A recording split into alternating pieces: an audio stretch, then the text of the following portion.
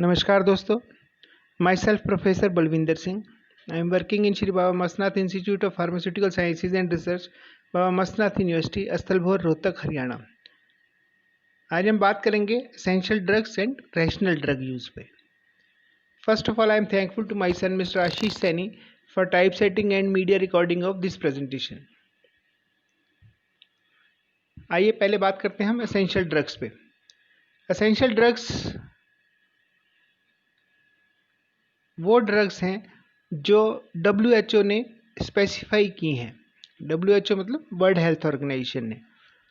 वैसे तो हज़ारों ड्रग्स हैं जो अवेलेबल हैं, लेकिन उनमें से एसेंशियल ड्रग्स की एक लिस्ट WHO ने निकाली। That list contains those drugs which take care of the health needs of most of the patients in the society। हमारे समाज में जितने मरीज जिस भी बहुत तरह की बीमारियों से ग्रस्त हैं, तो उन सब बीमारियों में से जो कॉमनली चल रही हैं बीमारियां, उसको ध्यान में रखते हुए उनके इलाज के लिए जो ड्रग्स चाहिए, उस लिस्ट को WHO ने निकाला और उन ड्रग्स का नाम दिया एसेंशियल ड्रग्स। हर देश की सरकार अपने अपने देश के हिसाब से इंश्योर करती है ये ड्रग्स, एसेंशियल ड्रग्स अपने देश में। Government ensures essential drugs availability in primary health care centres, market में, हॉस्पिटल्स में,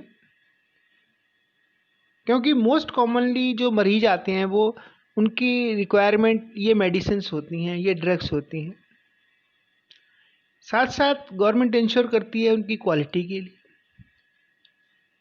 सफिशिएंट क्वांटिटी में ये एसेंशियल ड्रग्स देश में प्रोड्यूस हो या इंपोर्ट हो, प्रॉपर डोसेज फॉर्म्स में अवेलेबल हो, और उनकी प्राइसिंग जो है वो सूटेबल हो। It should be cost effective हो, मरीज उसको अफोर्ड कर पाए। एसेंशियल ड्रग्स की हिस्ट्री अगर हम बात करें तो WHO ने फर्स्ट लिस्ट 1977 में निकाली, और हर 2 साल में वो कोशिश करते हैं, क्योंकि समय के हिसाब से बीमारियां, नई नई बीमारियां आती हैं, कुछ पुरानी बीमारियां जो ख़त्म हो गई थी वो फिर देखने को मिलती हैं। तो depending on that situation normally वो 2 साल के बाद अपनी रिवाइज करते हैं लिस्ट को। करेंटली जो है 21st WHO essential medicines list EML and 7th WHO essential medicines list for children EMLC, that is updated in June 2019। इसमें 460 मेडिकेशंस हैं। वैसे जो नेशनल लिस्ट है उसमें 334 से लेके 580 के बीच में मेडिकेशंस हैं जो एसेंशियल ड्रग की कैटेगरी में रखी गई हैं। जो एसेंशियल ड्रग्स का कॉन्सेप्ट है, उसका यूज़ का जो कॉन्सेप्ट है वो इसलिए ज़रूरी है क्योंकि एसेंशियल ड्रग्स की लिस्ट होने से, क्योंकि हज़ारों ड्रग्स हैं, अब उनमें से कौन सी ड्रग्स पे हमें ध्यान देना है, तो उसमें से शॉर्ट लिस्ट किया गया एसेंशियल ड्रग्स को चुन के। That is the short list the specific number of drugs out of so many medicines. अब इन मेडिसिन्स की जो अवेलेबिलिटी है वो इंश्योर करने की ज़रूरत है। तो दिस एसेंशियल ड्रग्स एक पूरे हज़ारों मेडिसिन्स पे काम करने की बजाय हम कम से कम जो मिनिमम रिक्वायरमेंट है एसेंशियल ड्रग्स की, उन मेडिसिन्स को तो कम से कम हम अवेलेबल करवाएं। इस एसेंशियल ड्रग्स की लिस्ट आने की वजह से इसने हेल्प की in the development of national formularies. इसके अलावा दीज एसेंशियल ड्रग्स के आने की वजह से it also helps in the preparation of treatment guidelines. क्योंकि जो समय के हिसाब से जो जो बीमारियां समाज में फैली हुई हैं, डायरिया है, डायसेंट्री है, हेडेक है, जॉइंट्स पेन है, कैंसर है, जो भी तरह जिस भी तरह की बीमारियां हैं, तो उसके हिसाब से जो मेडिसिन्स हैं, कौन सी बीमारी में कौन सी दवाई हमने यूज़ करनी है, ये सारी चीज़ें जो है एसेंशियल ड्रग्स के आने के ऐसे पहले भी थी, लेकिन पहले एक बहुत हजारों मेडिसिन्स के रूप में, ज्ञान के रूप में अथाह सागर था। उसमें से उन्होंने चुन लिया कि भाई ये एसेंशियल जो है, हमें ड्रग्स को हमने काम करना है, इनको अवेलेबल करवाना है, इसकी सारी डिटेल्स पूरा अच्छे से समझ के पढ़ के समझना है, ताकि हम इन पे जो है ज़्यादा कंसंट्रेशन करनी है। तो this will also help in the guiding the research line also, कि भाई ये बीमारियां आजकल चल रही हैं, ये मार्केट में दवाइयां अवेलेबल हैं, इन दवाइयों के में ये कमी है या ये साइड इफ़ेक्ट हैं, तो उनको ध्यान में रखते हुए रिसर्च भी उन्हीं दवाइयों पे करने की ज़रूरत है, जो कि जिससे कि वो उन बीमारी को और अच्छे से हम इलाज कर सकें। जो एसेंशियल ड्रग्स का सिलेक्शन क्राइटेरिया है, बेसिकली जो एसेंशियल ड्रग्स की सिलेक्शन है, it is a continuous process, क्योंकि समय समय पे अलग अलग नई नई बीमारियां आ रही हैं, तो उसके हिसाब से, और जो पुरानी बीमारी चल रही हैं, उसमें जो पुरानी बीमारी में जो दवाइयां हम यूज़ कर रहे हैं, उनके कई साइड इफ़ेक्ट्स देखने को मिलते हैं समय के साथ साथ, तो उसके हिसाब से जो है इसमें रिवीजन की ज़रूरत पड़ती है। तो नॉर्मली 2 साल के बाद जो है इसको रिवाइज करते हैं WHO।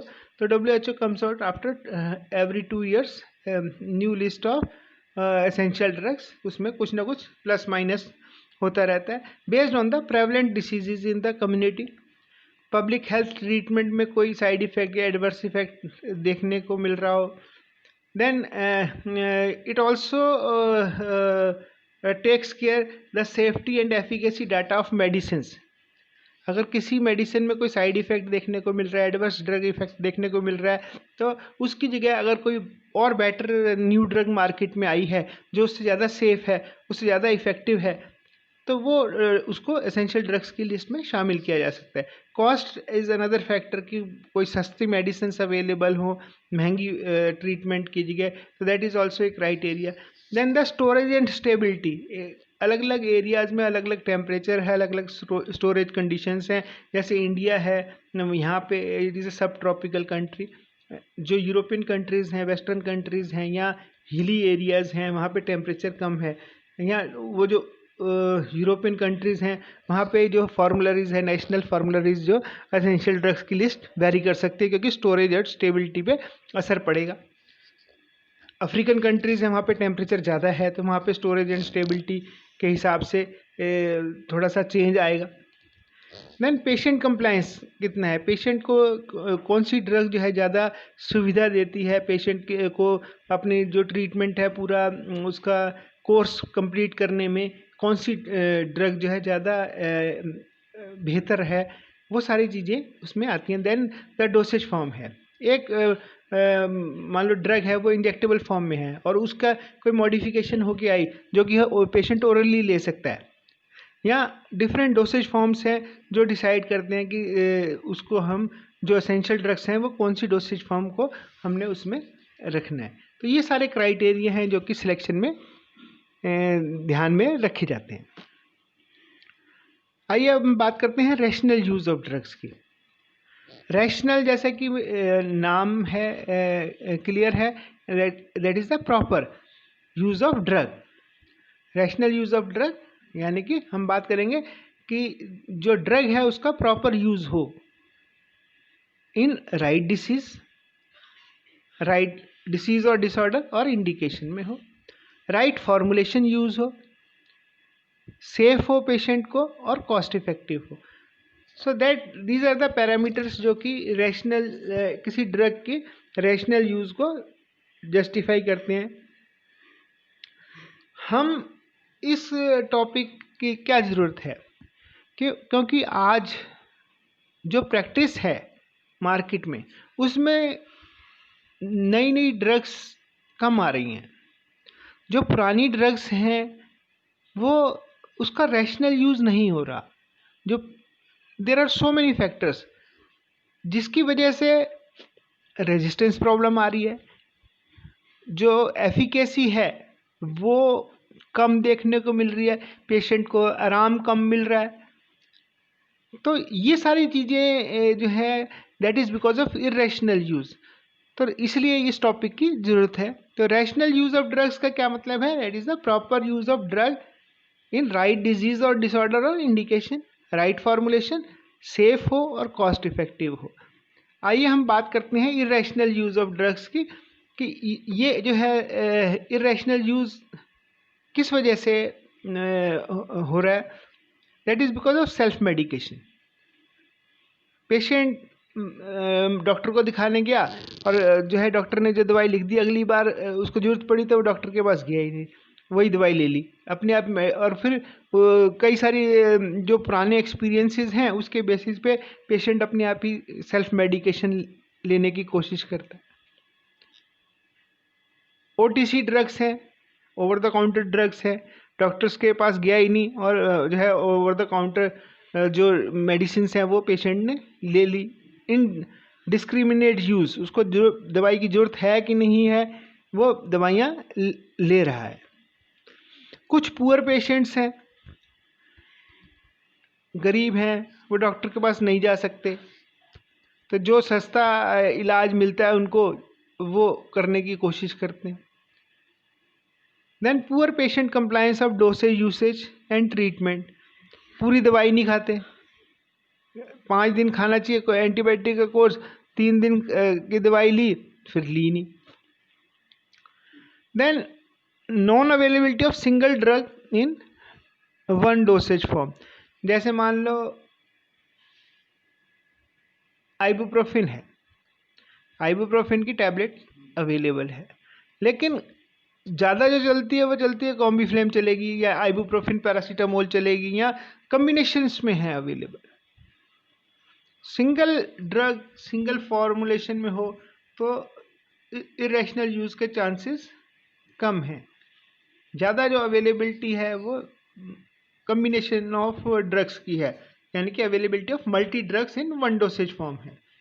अब कोल्ड में जो है कम्बिनेशन ऑफ 3-4 ड्रग्स हैं, लाइक नेजल डिकंजेस्टेंट डाल दिया, एंटी एलर्जिक डाल दिया, एनाल्जेसिक, एंटी इन्फ्लामेटरी और एंटीपायरेटिक ड्रग डाल दी, साथ में CNS स्टिमुलेंट कैफीन ऐड कर दिया, तो मल्टी ड्रग्स हो गई। एक ही टैबलेट में 3-4 ड्रग हो गई।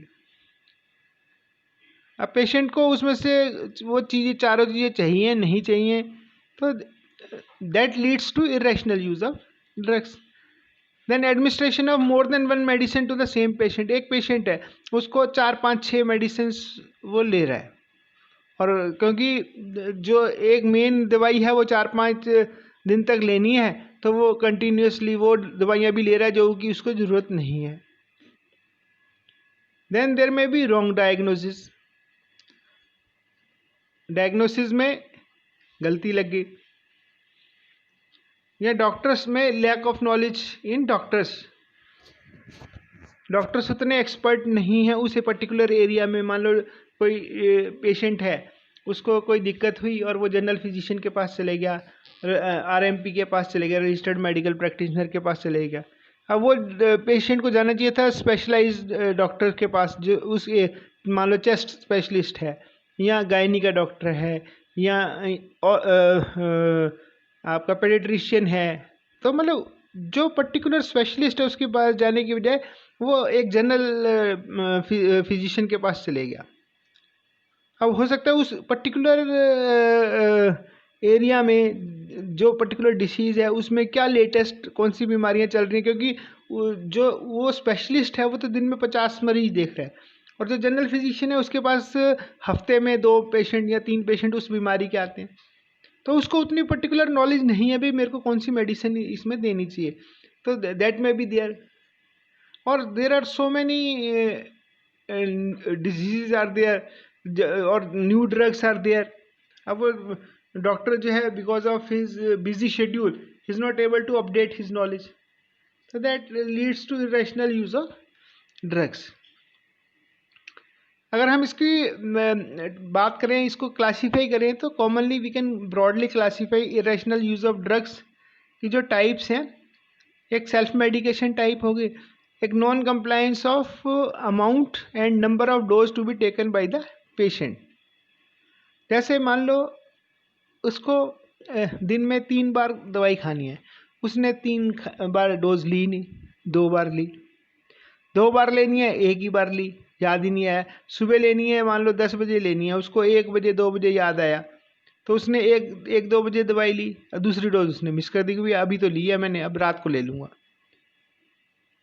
तो देन जो दवाई लेनी है, मान लो पूरी गोली लेनी है, अब वो आधी गोली तोड़ के ले ली, भाई पूरी गोली से मेरे को पेट में एसिडिटी होती है तो आधी गोली ले लेता हूँ। So there may be overuse of medicines or underuse of medicines which leads to irrational use of drugs. Then multi-drug usage जो है, so these are various types of irrational use of drugs. तो हमें क्या strategy अपनानी चाहिए ये irrationality दूर करने के लिए? जो ड्रग्स का सही इस्तेमाल हो, सही जगह पे, सही बीमारी में सही दवा का हम इस्तेमाल करें, इरेशनल यूज़ ना करें। कुछ कम्बिनेशंस भी हैं ऐसे मार्केट में आती हैं। पहले आती थी एमॉक्सिसिलिन, अभी जैसे आजकल मार्केट में आती है एमॉक्सिसिलिन विद पोटाशियम क्लेवलिनेट। पहले आती थी एक एम्पिसिलिन विद क्लॉक्सासिलिन आती थी। बीच में चली एमॉक्सिसिलिन विद क्लॉक्सासिलिन। अब दोनों इरेशनल कम्बिनेशन थे। मतलब एमॉक्सिसिलिन का जो प्रोफाइल है वो 8 आवर्ली है, उसको दिन में 3 बार लेना है दवाई को। जो क्लॉक्सासिलिन है वो 6 घंटे का उसका डोसेज शेड्यूल है, वो 4 बार लेने हैं। लेकिन कम्बिनेशन में दे रहे हैं तो वो जो क्लॉक्सासिलिन है उसकी 3 डोज गई, चौथी डोज गई नहीं। So that is the irrational combination. तो उसको करेक्ट किया, भाई एमॉक्सिसिलिन जो है वो क्लॉक्सासिलिन के साथ नहीं लेनी है, एमॉक्सिसिलिन विद पोटाशियम क्लेवलिनेट के साथ लेनी। तो जो रैशनल यूज़ के लिए जो फार्माकोकाइनेटिक प्रोफाइल है ड्रग्स का वो बहुत ज़रूरी है। ऐसे ही आता था, जैसे एंटी डायरियल ड्रग होती थी तो उसमें एक ड्रग आती है loperamide, that is essential for the, जब फ्रीक्वेंसी बहुत ज़्यादा हो, इमरजेंसी हो, तो उस केस में स्टार्टिंग में ज़रूरत पड़ती है उसकी। लेकिन प्रीवियसली वो कम्बिनेशन में अवेलेबल होनी शुरू हो गई। एंटी डायरियल जो एंटीबायोटिक थे, एंटीबैक्टीरियल प्लस एंटी प्रोटोजोल के साथ लोप्रामाइड भी पेशेंट 4-5 दिन खा रहा है, तो उसकी वजह से बड़ी दिक्कत आती थी। तो लोप्रामाइड को वहाँ से जो कम्बिनेशन है वो हटाई गई, इरेशनलिटी दूर की गई। तो रैशनल यूज़ ऑफ ड्रग्स के लिए स्ट्रेटजीज में सबसे इम्पॉर्टेंट रोल आएगा रेगुलेटरी मेजर्स का, ड्रग कंट्रोल डिपार्टमेंट का। कि कोई भी नई ड्रग मार्केट में आती है, अगर कम्बिनेशन में आती है तो उस कम्बिनेशन को, वैसे तो ड्रग कंट्रोल डिपार्टमेंट अपनी तरफ से पूरी सावधानी बरतता है कि ऐसी कोई इरेशनल कम्बिनेशन ना आए, फिर भी जो है कई बार ऐसी कम्बिनेशन मार्केट में आ जाती हैं। तो रेगुलेटरी मेजर्स को हमें और ज़्यादा स्ट्रॉन्ग और अवेयर करना पड़ेगा ताकि रैशनल यूज़ ऑफ ड्रग्स की जो स्ट्रेटजी है उसको हम इम्प्लीमेंट कर सकें। सेकंड इम्पोर्टेंट रोल आता है फार्मासिस्ट का। वो मरीज को सही ज्ञान दे कि ये कम्बिनेशन जो है रैशनल नहीं है, ये कम्बिनेशन पेशेंट को नहीं लेना है। जब वो जिस भी पोस्ट पे है, चाहे वो हॉस्पिटल में है, डिस्पेंसरी में है, जो भी वो ड्रग्स परचेज कर रहे हैं तो वो रैशनल कम्बिनेशंस को ही परचेज करें। कितनी बार कोई दवाई लेनी है दिन में, किस तरह से लेनी है, ये जब डॉक्टर का प्रिस्क्रिप्शन उसके पास है तो वो चेक करे कि कहीं कोई ऐसा इरेशनैलिटी तो नहीं है। पेशेंट को गाइड करेगी, भाई तुमने जो है एक टैबलेट मान लो दिन में 3 बार लेनी, तो उसको क्लियर करे कि भाई दिन में ये 3 बार लेनी है। अगर डॉक्टर की प्रिस्क्रिप्शन में उसको ऐसा लगता है कि कोई दवाई जो है इरेशनल कम्बिनेशन हो गया है तो वो डॉक्टर से कंसल्ट कर सकता है। Doctors should also has the responsibility कि वो रैशनल प्रिस्क्राइबिंग करें, जो ड्रग्स की कम्बिनेशन रैशनल हो वही प्रिस्क्राइब करें, इरेशनल कम्बिनेशन प्रिस्क्राइब ना करें। ये सारी चीज़ें आएंगी बाय एजुकेटिंग और updating various aspects of medicine to doctors, pharmacist और पेशेंट्स को भी ध्यान रखना पड़ेगा। पूरी दवाई खानी है, जितने दिन का कोर्स है उतना पूरा खाना है, so that will leads to rational use of drugs. So that's all about the essential drugs and rational drug use. अगर आप कुछ और पूछना चाहें तो मेरा मोबाइल नंबर और ईमेल आईडी है, आप पूछ सकते हैं। In the end, I am thankful to my son Mr. Ashish Saini for typesetting and media recording of this presentation. Thank you very much. Good day. Best of luck.